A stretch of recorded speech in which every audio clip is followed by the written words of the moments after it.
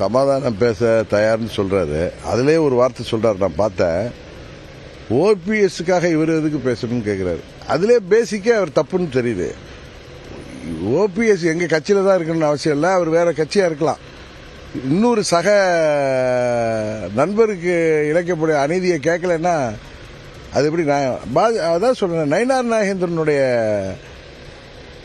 Thought ப்ராசஸே தவறா இருக்கு. அதுதான் பிரச்சனைக்கு காரணம்னு சொல்றேன். அவரு சமாதானம் பேச தயார்னு சொல்றாரு. அதிலே ஒரு வார்த்தை சொல்றாரு, நான் பார்த்தேன். ஓபிஎஸ்க்காக இவர் எதுக்கு பேசணும்னு கேட்கிறாரு. அதிலே பேசிக்கே அவர் தப்புன்னு தெரியுது. ஓபிஎஸ் எங்க கட்சியில தான் இருக்கணும்னு அவசியம் இல்லை, அவர் வேற கட்சியா இருக்கலாம்.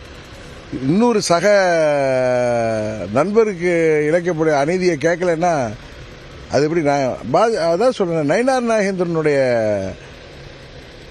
தாட் ப்ராசஸே தவறா இருக்கு. அதுதான் பிரச்சனைக்கு காரணம்னு சொல்றேன்.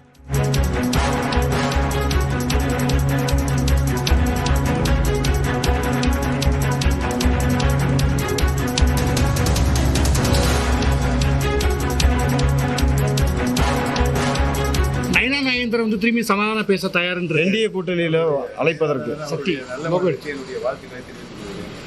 சொல்லுங்க. அப்புறம் சார், இப்போ பார்த்தீங்கன்னா இப்போ டிடிவி தினகரன் எடப்பாடி பழனிசாமி அவர் தான் நாங்கள் ஆதரவே கொடுக்க மாட்டோம் அப்படின்னு சொல்லிட்டு வெளியே போயிட்டுன்ட்டாரு. இப்போ உங்களுக்கு அடுத்த ஆப்ஷன்ஸ் என்னவா சார் இருக்கும்? யாருக்கு இப்போ உங்களுக்கு அடுத்த ஆப்ஷன்ஸ் என்ன? உங்களை எல்லாம் அழைத்தது முடிவு தெரிவித்து விட்டு தான் நான் சார், இப்போ செங்கோட்டையன் உங்களுக்கு அழைப்பு விடுத்து, ஏன்னா எல்லாமே ஒருங்கிணைந்து பேசணும், நான் எல்லாம் ஒருங்கிணைக்க போறேன்னு சொல்லியிருக்காரு, முயற்சி எடுத்துறோம்னு இருக்காரு. இது சம்பந்தமா உங்கள்கிட்ட எதுவும் செங்கோட்டையனுடைய முயற்சிக்கு முழு ஆதரவு, என்னுடைய ஆதரவு இருக்கிறது தெரிவித்திருக்கு. அவர் எடுக்கின்ற அனைத்து முயற்சிகளுக்கும் என்னுடைய வாழ்த்துக்களை தெரிவித்து. சார், உங்கள்கிட்ட இது சம்பந்தமா ஏதோ பேசியிருக்காரா சார்? இல்லை, 10 நாள் அவகாசம் சொல்லியிருக்கிறார். 10 நாள் முடிந்த பின்னால் அனைவரையும் கூட்டு அழைத்து பேசுவார் என்று நினைக்கிறேன். சார், நீங்க அவரை போய் சந்திச்சு அவர் உங்க உறுதியாக சந்திப்பேன். 10 நாள் முடிஞ்ச பிறகு நயினார் நாகேந்திரன் திரும்பி சமாதானம் பேச தயார் என்று என்டிஏ கூட்டணியில அழைப்பதற்கு சக்தி என்னுடைய வாழ்த்துக்களை தெரிவித்துக் கொள்கிறேன்.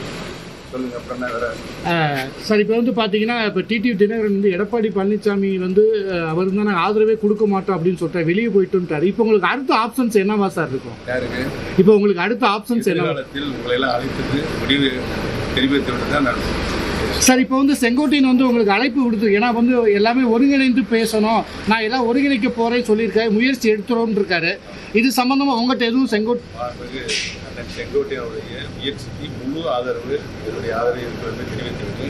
அவர் எடுக்கின்ற அனைத்து முயற்சிகளுக்கும் என்னுடைய வாழ்த்துக்களை தெரிவித்து. சார், உங்கள்கிட்ட இது சம்பந்தமா ஏதோ பேசியிருக்காரா சார்? இல்லை, 10 நாள் அவகாசம் சொல்லியிருக்கிறார்.